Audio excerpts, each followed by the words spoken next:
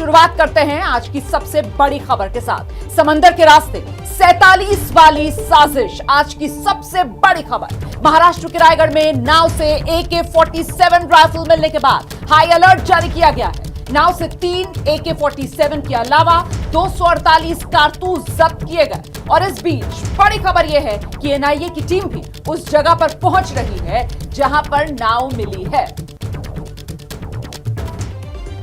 तो आपको बता दें, दरअसल रायगढ़ की तट पर 2 नाव मिली है, जिसमें से एक पर हथियार तो दूसरे नाव पर दस्तावेज बरामद हुए। क्या फिर मुंबई को दहलाने की साजिश थी? क्या मुंबई में 1993 की तरह तबाही की तैयारी थी?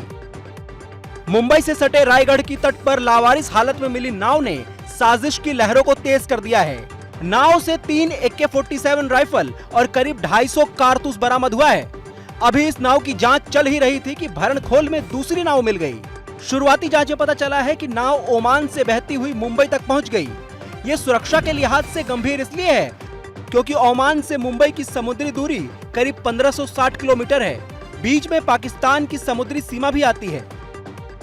समंदर में भारत की तरफ से 3 सुरक्षा लेयर होती है। पहला नौसेना, दूसरा कोस्ट गार्ड और तट के सबसे करीब कोस्टल पुलिस। नाव पर जिस कंपनी का नाम लिखा है वो ब्रिटिश कंपनी है। सूत्रों के मुताबिक पुलिस ने संपर्क किया तो कंपनी ने बताया समुद्री सुरक्षा से जुड़े होने की वजह से नाव पर हथियार थे। और आपको यह भी बता दें कि दरअसल जांच एजेंसियों के सूत्रों ने बताया है कि जिस रूट से नावें आई हैं, ISI भी इस रूट का इस्तेमाल करती है अगर उसे भारत में कोई ऑपरेशन करना होता है। साल 2021 में दिल्ली पुलिस की स्पेशल सेल ने 2 आतंकियों को पकड़ा था जो ओमान के जरिए पाकिस्तान गए थे। इसीलिए किसी भी एंगल को रूल आउट नहीं किया जा रहा है। ISI भी इसी रूट का इस्तेमाल करती है। सूत्रों के हवाले से बड़ी जानकारी आ रही है। आइए सीधे आपको लिए चलते हैं। जितेंद्र दीक्षित हमारे साथ, हमारे सहयोगी जुड़ गए इसी खबर पर। जितेंद्र, कुछ और जानकारी मिल पाई है इसके बारे में? देखिए, प्राथमिक तौर पर यह नजर आ रहा है कि यह कोई आतंकी साजिश नहीं थी और ऐसी कोई जानकारी नहीं मिली है कि कोई आतंकी हमले की।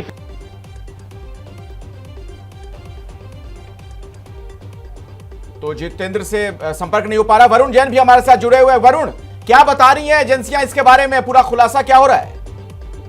देखिए, NIA की टीम भी मुंबई के लिए निकल गई है, लेकिन जो सूत्र हमारे बताते हैं कि पाकिस्तान जो ISI है वो ओमान की धरती का इस्तेमाल पहले भी कर चुका है हिंदुस्तान के अंदर टेररिज्म को फैलाने के लिए। आपको बता दो, 2021 के अंदर दिल्ली पुलिस की स्पेशल सेल ने 2 आतंकियों को पकड़ा था, ओसामा और जिशान।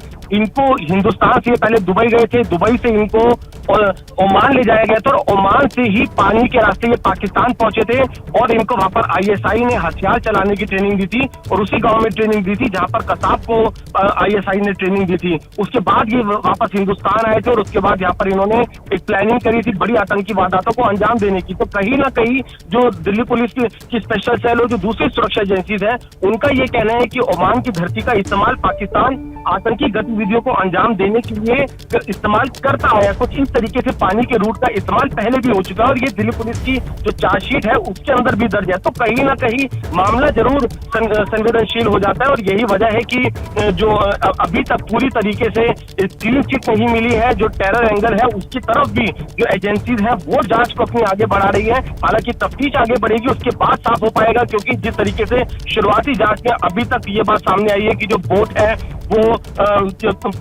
जो किसी तूफान में फंस गई थी, खराब हो गई थी, उसके बाद डिस्ट्रेस कॉल वरुण, आप हमारे साथ जुड़े रहे हैं। दरअसल वो तस्वीरें दर्शकों को दिखाते हैं जिनके बारे में बताया जा रहा है कि रूट की पूरी जानकारी इन्होंने दी थी। जिशान और ओसामा इनका नाम बताया जा रहा है। ये जो तस्वीर आप देख रहे हैं यही संदिग्ध हैं, यही वो आतंकी बताए जा रहे हैं।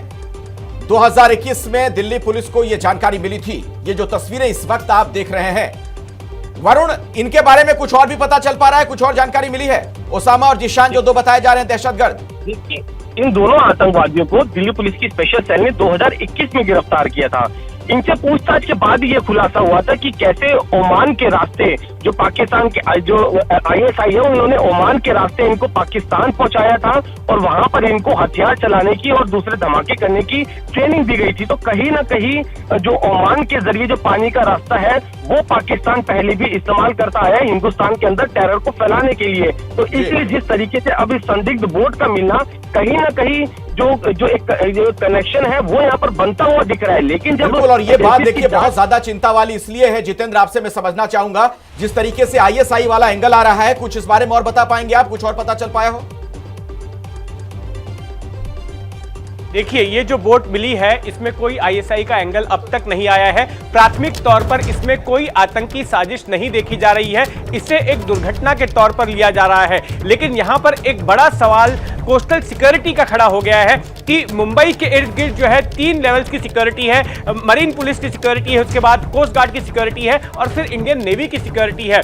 एक शिप जो है वो ड्रिफ्ट होकर 1000 नॉटिकल माइल मस्कट से लेकर मुंबई के करीब हरिहरेश्वर तक पहुंचता है, जिसमें हथियार लदे होते हैं, 3 AK-47 राइफलें होती हैं, करीब 250 के आसपास कारतूस होते हैं, लेकिन हमारी किसी एजेंसी को उसकी भनक तक नहीं लगती है। यहां पर यह बात भी अहम है कि जिस जगह पर यह बोट बरामद हुई है उसी जगह पर 12 मार्च 1993 यानी कि अब से 30 साल पहले उसी जगह पर RDX को अनलोड किया गया था और साथ में बाकी हथियारों की खेप भी अनलोड की गई थी और उन्हीं RDX के जरिए, उसी बारूद के जरिए 12 मार्च 1993 को मुंबई के 12 ठिकानों पर बम धमाकों का अंजाम दिया गया था। ये तमाम जानकारी हमारे दर्शकों तक पहुंचाने के लिए बहरहाल आगे बढ़ते हैं आपको बताएं कि मृत्युंजय कुमार सिंह से जानते हैं कि समंदर की सुरक्षा को भेदते हुए आखिर कैसे पहुंची थी ये दोनों नाव।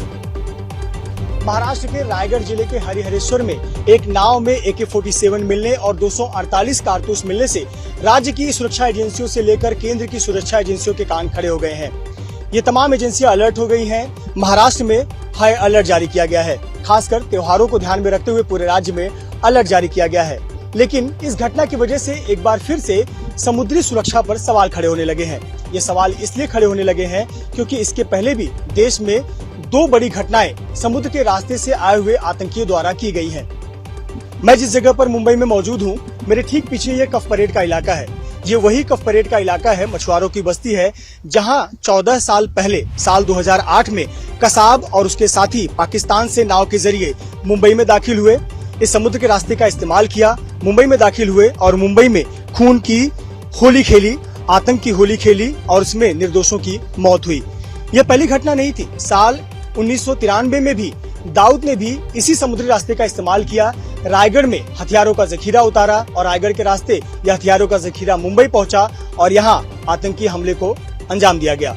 इन 2 घटनाओं के बावजूद भी लगातार समुद्री सुरक्षा को बढ़ाने की बात की जाती रही है, लेकिन इस प्रकार की घटनाएं जब नाव बहकर समुद्र के किनारे तक आ जाती हैं तो सवाल उठता है कि क्या वाकई में हमारे समुद्री सुरक्षा इतनी चाक चौबंद है जिससे कोई अप्रिय घटना ना हो सके। क्या मजबूरी है मेरी, बताइए। मैं अभी आपको बताती हूँ कि मैंने ओए होए होए होए नमकीन के चटकारे लेते हुए टकटकी मार के डिबेट शो को पॉज रिपीट कर करके देख रहे हैं जोगिंदर जी। इनकी तरह आप भी देखें अपनी फेवरेट डिबेट्स को रिपीट कर और डाउनलोड कीजिए ABP लाइव ऐप अपने स्मार्ट टीवी पर।